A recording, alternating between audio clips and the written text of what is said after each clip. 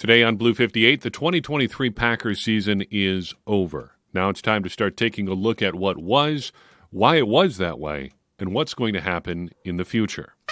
Blue 58! Hello and welcome to another episode of Blue 58, the one and only podcast of thepowersweep.com. I am your host, John Meerdink, and I am happy to be with you here for another episode.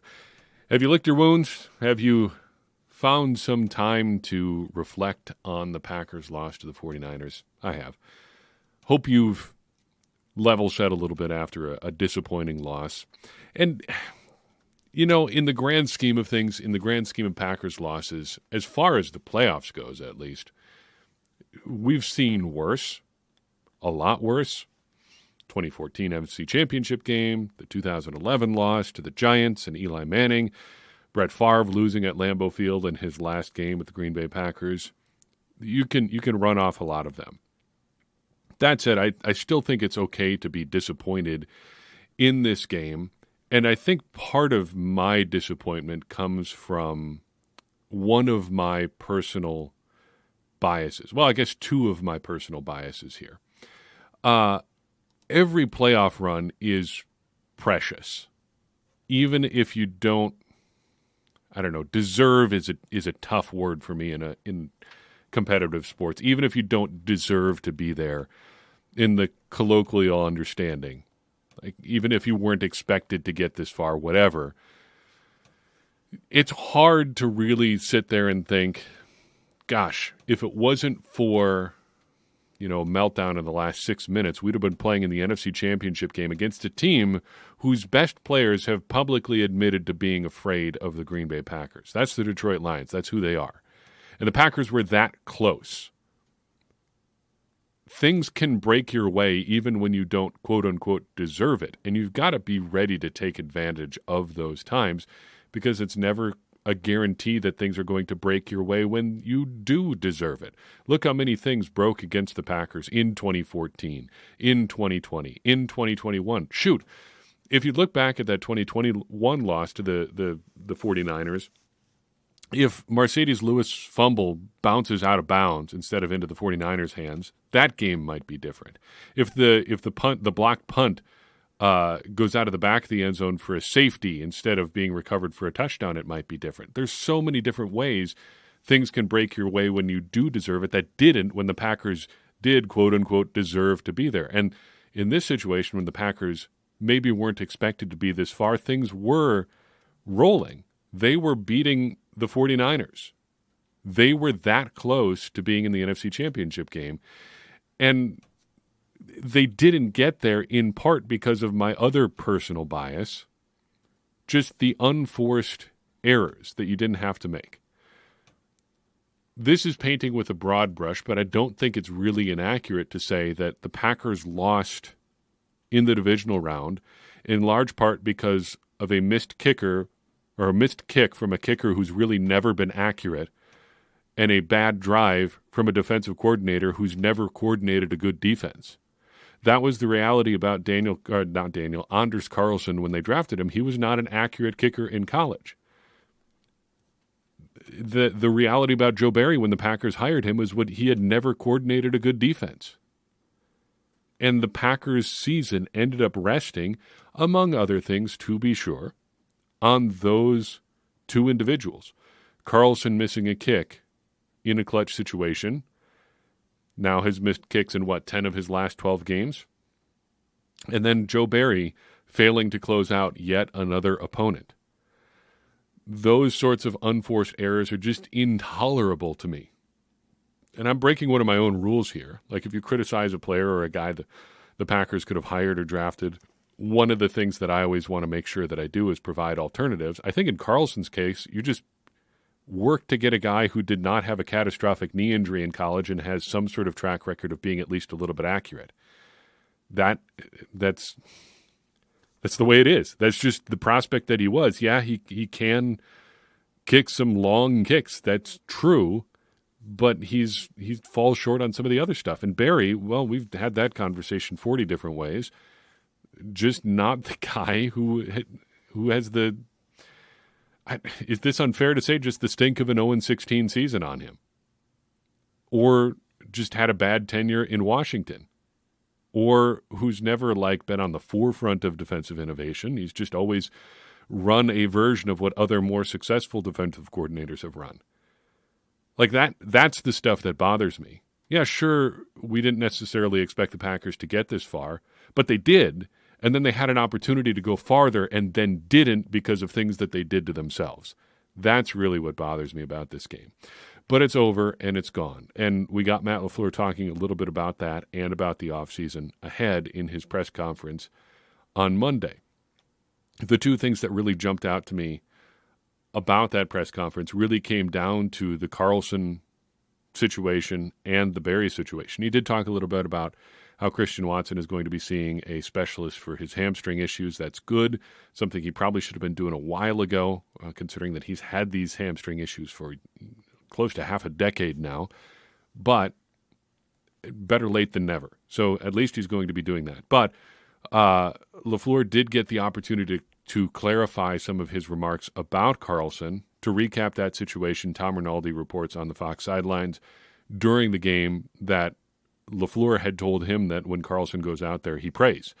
And the assembled beat reporters and such gave him the opportunity to kind of correct the record there. Here's how that went down. Is there any context or clarification needed to what they said on the broadcast that you apparently told them that you pray before every kick you guys have? That was extremely disappointing. That's how that message got portrayed. I've been doing this been a part of production meetings ever since I became a coordinator, and I've never had an experience like that. But it is what it is. I talked to Honors about it, and I think anytime something's out of your control, kind of saying it in jest and having fun with it, but it got portrayed that way, and it's a learning lesson for me. Pretty clear what happened here. You can see the production meeting, how that's going down. These production meetings, by the way, it's the sideline reporters and the play-by-play and color people that sit down with the coaches, relevant coordinators, couple players, individually, and just kind of talk. If you were a normal journalist doing a report on something, this would be talking on background, usually. You're not expecting stuff to come out of here as direct quotes. You're trying to get a sense for the feel of the team, the feel of the situation and stuff like that. And it's pretty clear that LaFleur said something, was asked about Carlson, and you can just imagine the way that he would say it, just like, boy, you just got to pray every time he goes out there. But yeah, and then from there, you can see how it would spin a little bit out of control. So usually that stuff is not getting reported verbatim on the broadcast with some necessary context missing. You can see that LaFleur might not actually mean that he's on his knees seeking the intervention of the Lord here every time Carlson is out getting ready for a kick. It's said in jest. It's like things that parents might say about their kids, like, this kid's going to be the death of me or something like that. Like, you don't actually mean that your child is going to kill you. Like, clearly there's some context there. Or this kid's giving me gray hairs, or this, that, or the other thing. LaFleur says something like that in jest, and it gets reported verbatim. What is the lesson here? The lesson here is that coaches and reporters have differently aligned incentives. And as a result, first, never say anything that could get reported verbatim, lacking some context. And second, never assume that anything you say to a journalist is off the record.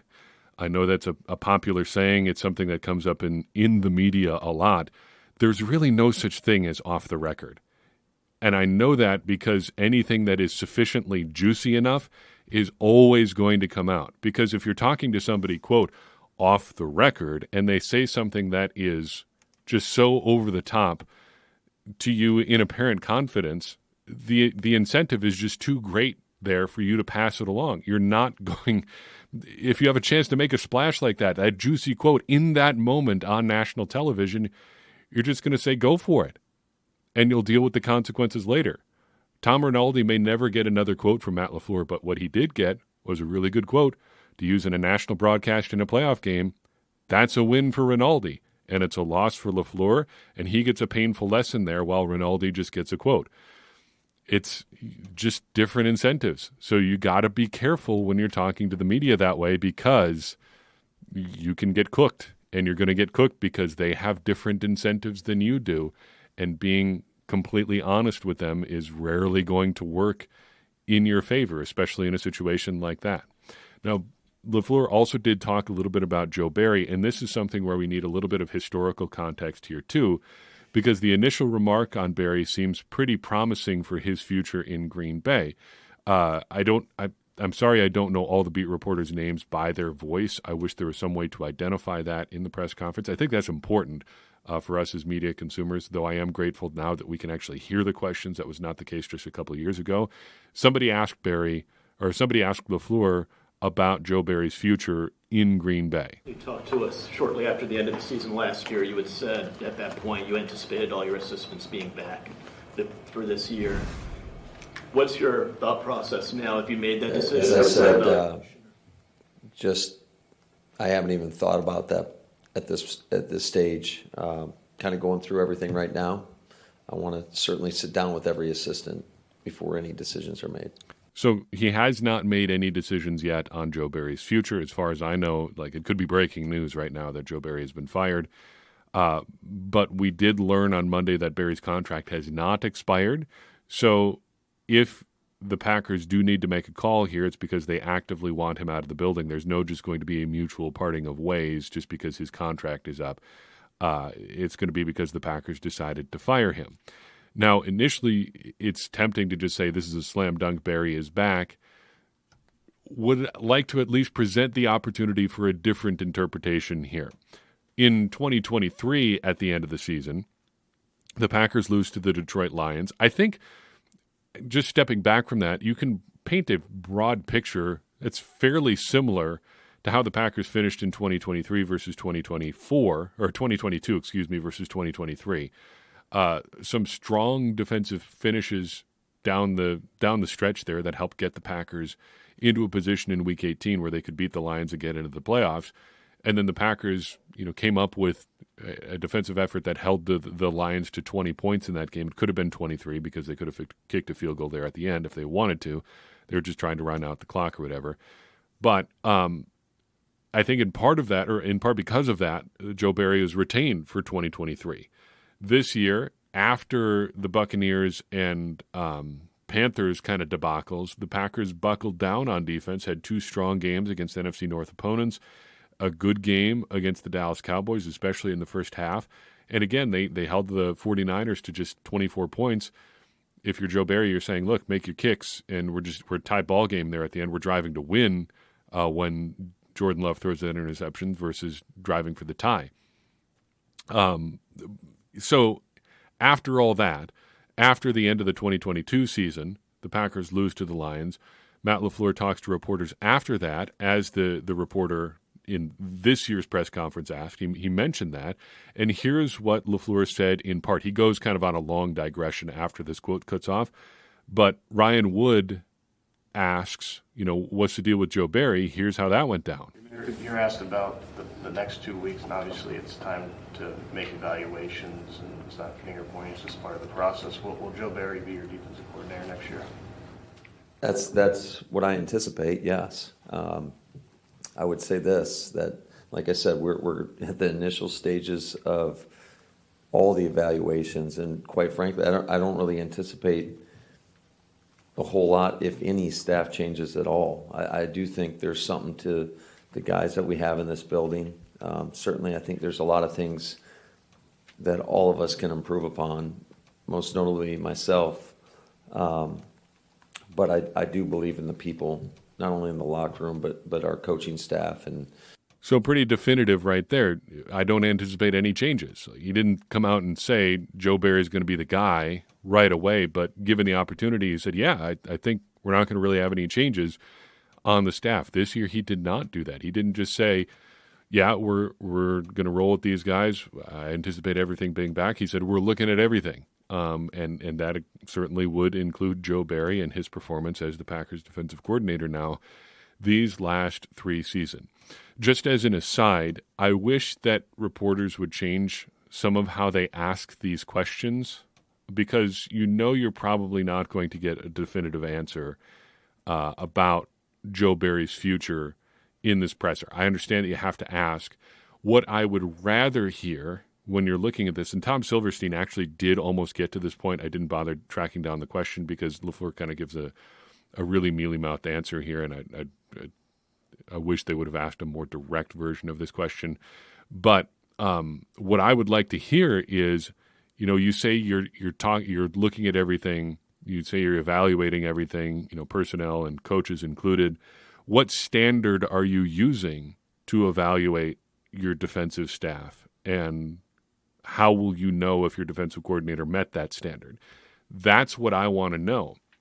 He may say nothing there. He may not say that there's any public standard, but I want to be more specific about the tools that he's using to make these decisions, because the decisions and the decision-making process is really what's at stake here. Because even if you fired Joe Barry, but do it for the wrong reasons, chances are you're just going to get another version of Joe Barry here the next time around. You need to be firing Joe Barry for specific football-related reasons that align with your goals for the franchise. And if you don't have a solid process for that, you're never going to land a guy that is really going to help get you there, unless your goals are good, your process is good, and you're able to find a guy who aligns with those, which is an entirely different challenge. But the process is really what's at stake here. Now for something completely different. Now that we are 16 minutes into this podcast, I wanted to take a second and look at some of our predictions from this past year before we take a look at really the state of this team. Predictions are always a fun thing to review. I made an entire Excel spreadsheet, a version of which I'm going to try to publish at thepowersweep.com sometime this week. It's really hard to get a format that works for these on the site. I may end up just taking a screenshot of all the predictions, and you can sort through them and tell me how smart or dumb I was. It's more of the second one. But reviewing your predictions, I think, is good for kind of level setting expectations after the season and looking forward. So I wanted to first look at some of our incorrect predictions and some of our correct predictions. Most of the incorrect predictions had to do with personnel and personnel availability. The first and most obvious one had to do with our read on Yash Newman. Back when we did our offensive line preview last year, I predicted that Yash would start 10 games for the Packers. He only started one, and I think the thinking there was he's going to end up starting at either left or right tackle at some point this year, either for David Bakhtiari or because the Packers have moved Zach Tom into guard or center. As it turned out, Zach Tom locks things down on the right side. Neiman and Rasheed Walker end up in kind of a timeshare situation at left tackle, and Rasheed Walker ultimately wins that position battle. And now Neiman looks to be on the outside looking in. So a misread of the situation by me. And I wonder if the Packers knew it was going to play out this way, if they would have tendered him last year. I kind of think they still would have. I wonder if it would have been at the second round level, or if they'd have tried to get away with something a little bit lower down. But a miss there on the offensive line for us. I also predicted that Quay Walker would have 15 or more ball hawks this year. Only 6.5 ended up being the case for him. I think this was a big shortcoming for Quay this year. I think he improved in a lot of ways over the course of the season. He is still just a physical marvel in there. You see the difference between Devondre Campbell and, say, Isaiah McDuffie, just in their speed and how they react to situations and how fluidly they move on the field. And then you see the difference between Isaiah McDuffie and Quay Walker. Walker can do the same kind of movement stuff that McDuffie can, except he's a couple inches taller and like 40 pounds heavier. Maybe not 40 pounds, but 25, 30 pounds heavier than McDuffie. He's just so impressive to look at on the field. I just wish he would have been able to follow up some of his rookie success in terms of making plays on the ball, because I think he had about 5 more last year than he did this year. Still did have the big pick 6, just fell a little bit short of what we expected and hoped for from him this year. Also had some misses on Jordan Love's stats for this year, but in a really encouraging direction. To run it down, I predicted that Love would throw between 3,600 and 4,100 yards this year. that he would throw between 20 and 26 touchdowns, that he'd throw at least 12 interceptions, and that he'd complete at least 62% of his passes.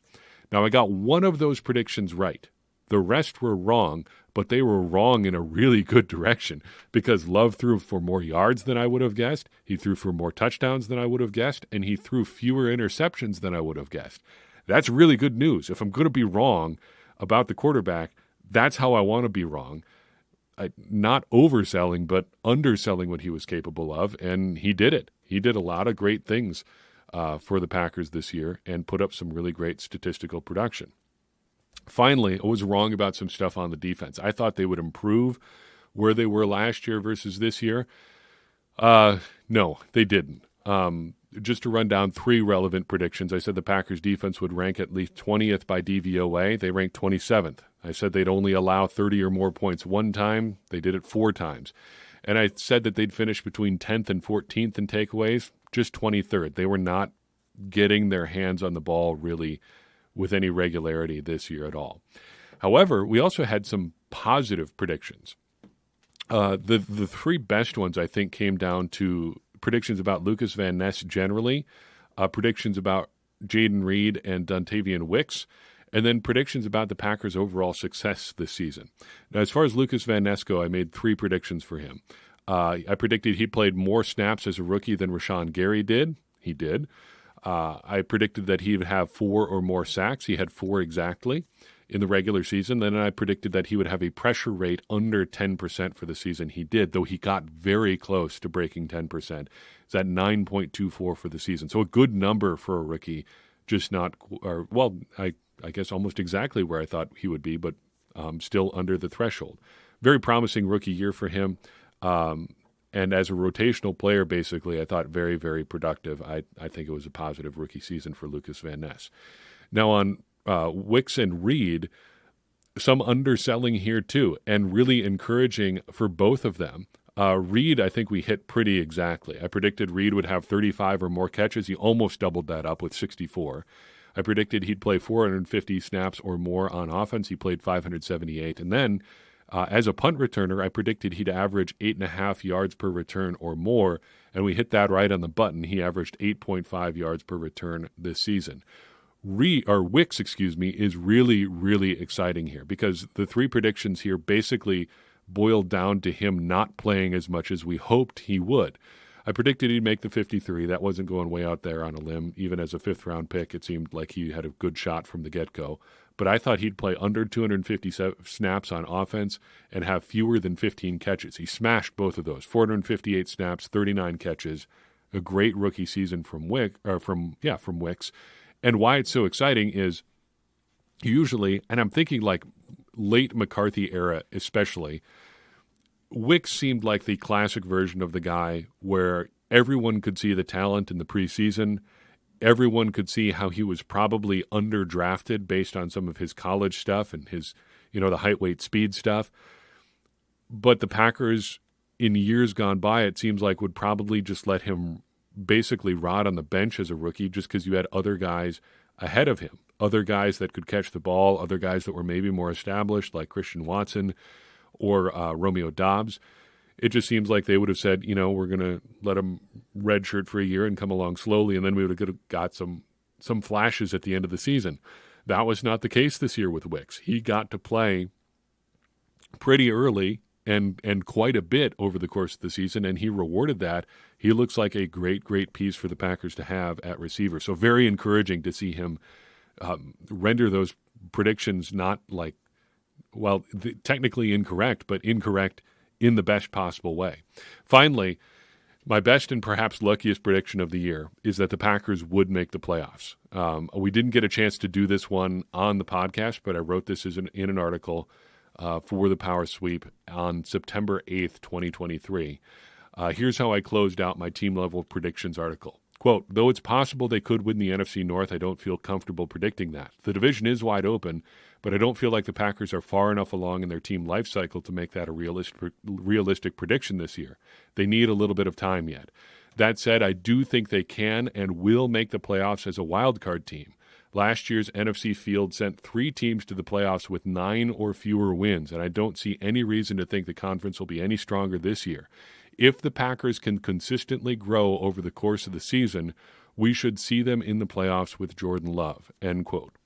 That's basically how it shaped up. The Packers did grow, maybe not consistently over the course of the season, but on average, I think pretty consistent growth, especially over the second half. It just went kind of hockey stick growth, just straight up. But they grew, they got better over the course of the year, and they did ultimately end up making the playoffs. I think looking back on all of my predictions this year, I feel like this was a lot more of an exciting team than I would have anticipated. I was feeling a lot more like we'd have games that we saw late October, early November, not quite slog type games, but games that were uneven and rough, and like a bunch of 24-21 type games or 26-24, just games that are maybe a little bit more high scoring, but just kind of a slog on both sides. In the end, it ended up being a lot of boom or bust sort of games and a lot of boom for the Packers down the stretch, which was exciting to watch and a trend that really carried them into the playoffs. I'd like to close today by doing a little State of the Packers overview. So this is the part where I get to pretend to be Mark Murphy, waking up in the Green Bay suburbs, rolling out of bed. What does Mark Murphy listen to in the morning? Probably like some local talk radio station, something like that. But putting on your JCPenney suit, your Packers Pro Shop tie, this one has been in rotation for a while. You got it, back when you first became president of the Packers. You bought it for yourself kind of like as I've really arrived here. This is exciting sort of gift. Go downstairs. New year, new you. It's 2024. 2023 Mark Murphy ate oatmeal for breakfast. 2024 Mark Murphy. We ate egg white omelets, maybe a little sliced up avocado with that. Trying to be a little bit healthier, but you gotta mix it up a little bit. And of course, even though it's a little bit chilly out, we're gonna hop on the penny farthing bicycle and pedal down Lombardi Avenue on our way to work. And we're gonna sit down and we're gonna give a report to the board about how this team did this year. The off-the-field concerns, if I'm Mark Murphy, are to the point where they're taking care of themselves. We've got the Titletown district up and running. Everything looks great around the Packers Stadium. It's looking good. Things are going well, and the on-field stuff is really going to start to mirror that. Looking ahead, if I'm Mark Murphy, I'm selling the solid foundation of the present and the exciting things that we have in the future. The future here, as we're going to talk about in a second, is brighter than you might even realize, and there are some exciting things happening with this Packers that are going to marry the on-field and off-field stuff in some really thrilling ways. So just as an overview, as I sit down with the board, I want to give our coaching staff and our general manager credit for another winning season here. I'm not sure that a lot of us would have anticipated getting to 9 wins, especially when we're at the midway point of the season. But we've now logged our 7th winning season in the last 10 years. I know we're about championships in Green Bay. They don't call it Titletown for no reason. But just getting above 500 is a threshold that a lot of teams would be grateful to crack. And we've done it 7 times in the last 10 years. And if you expand out the timeline, it's much better than that. Above 70% of the time, we are getting to a winning record. So I think we should feel really good about that. And we did that because we hit a really accelerated rebuild here. Looking at the construction of our roster after, last season, we moved on from Aaron. We wish him all the best in New York. I was bummed as a football fan to see him tear his Achilles there in the start of the season. But clearly we entered a phase where we were retooling some things or rebuilding or remodeling, whatever you want to cover it or whatever you want to call it. And I think a lot of us looked at the initial window for recovering from that period of transition to be 2024 or 2025. You're going to hit some more cap solvency in those years. You're going to get some younger players that are maturing and developing. Instead, we were in the conversation this year. And I know the end was disappointing, but still, there's something to be said for, even if we ended up losing it, being 6 minutes away from the NFC Championship game on the road against the number 1 seed in the NFC. That's something that I think we all should be excited about.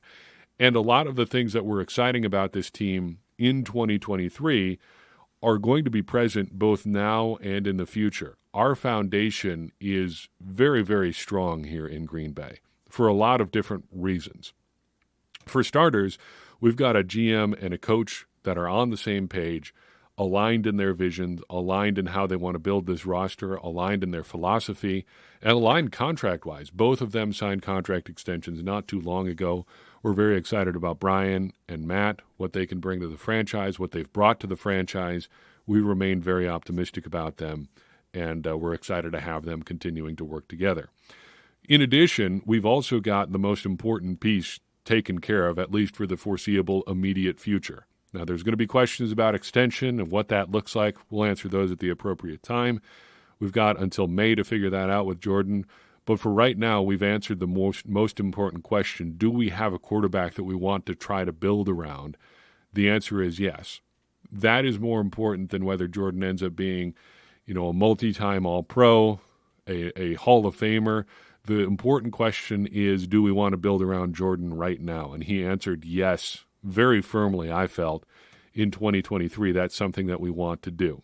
We've also got a bunch of bright young skill position players, both on offense and to a lesser extent on defense, in position now and for the future. And when you talk about the future, things look very bright there as well. In 2024 and to a greater extent in 2025, we're looking ahead to more salary cap solvency. We're starting to get out from some of the bad contracts that maybe went a little bit sideways or south on us toward the end of Aaron Rodgers' time with the team, but also some of the salary cap crunch that came with the COVID-19 pandemic. I think that's something that a lot of us have forgotten a little bit over the years. A big part of why we ended up in the cap crunch in 2020 and 2021, particularly 2021 and 2022, was because of the contraction of the cap that happened as a result of the pandemic. Now that we've emerged from that, now that we're getting to the stage where we can jettison some of the contracts that were done during that era, we can start to get a little bit more solvent for our cap here in 2024 and 2025 as we look to manage for the future. We also have some draft picks coming our way this spring, as we do every year, but we've got quite a war chest lined up for this spring. Look to have 11 draft picks at this point, 5 in the top 90. We've got 6 draft picks overall of our own. We've got 1 coming in from the Jets in the second round. We've got a third-round selection coming from the Bills. And we are looking very likely to get 3 compensatory picks this year, giving us that total of 11.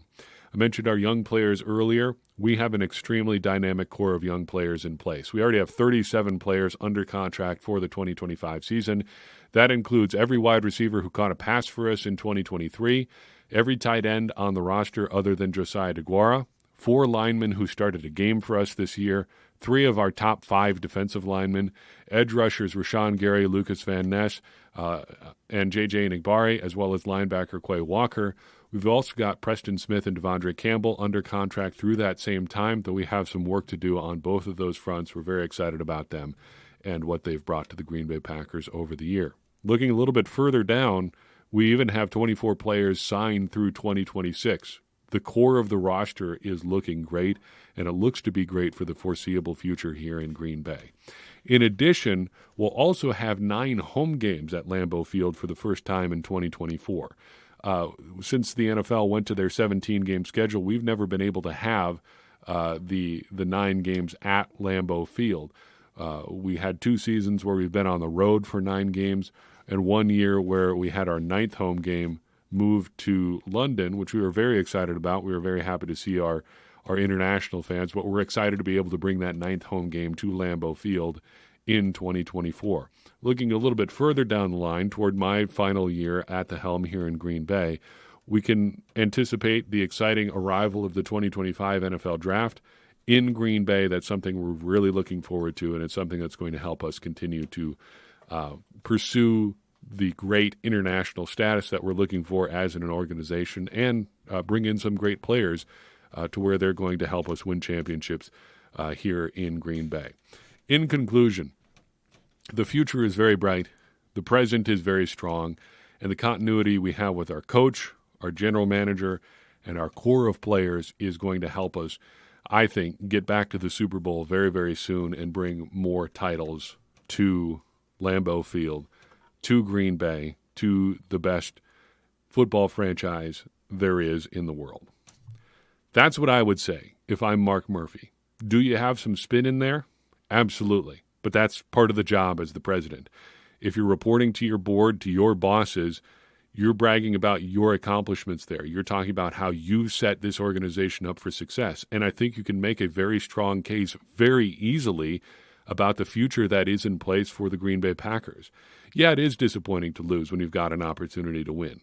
But I think the bottom line for the 2023 Packers is they've gotten this thing back online quicker than most people thought was possible. Look, even if I predicted they were going to make the playoffs in 2023, that doesn't mean the rebuild is necessarily progressing that quickly. That's more about the overall weakness of the NFC field and the reality of having 7 playoff teams now. But the Packers have gotten things back on schedule quickly.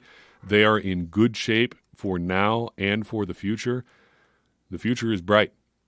And I'm excited to see as we go through this offseason, evaluate everybody on the roster, look at what they've got coming up ahead, and then around the start of March, start looking ahead to the NFL draft. Boy, there's a lot of exciting stuff on the horizon. For us, for the Packers, it's a good time to be a Packers fan, man. It's going to be a lot of fun, and it's going to be fun to do this stuff with you in the future. We will, at some point, have some sort of discussion, probably on our Patreon page, about goals for the power sweep and expectations and stuff in 2024. But that's a conversation for another day. That is something that I've got cooking kind of on a back burner, though. And I'm excited about some of the stuff that we're planning to add in this year. Tentatively, I would say just look for the return of our polling. That was something that a lot of people asked for. And I think we're going to be able to bring that back in 2024. And I'm excited to get a more direct read on what some of you people are thinking about as we go into each and every week of this Packers season. It's going to be great. It's an exciting time again to be a Packers fan, and I'm excited to be a fan with you. In any case, that's all I've got for you in this episode of Blue 58. I appreciate you tuning in. I'd appreciate it even more if you'd take a second and share this episode with someone you think would enjoy it. It's going to help more people find the show and get more people involved in this conversation you and I are having about the Green Bay Packers, which in turn is going to help all of us, me included, become smarter Packers fans. And as I always say, smarter Packers fans are better Packers fans, and better Packers fans are what we all want to be. I'm your host, John Meerdink. We'll see you next time on Blue 58.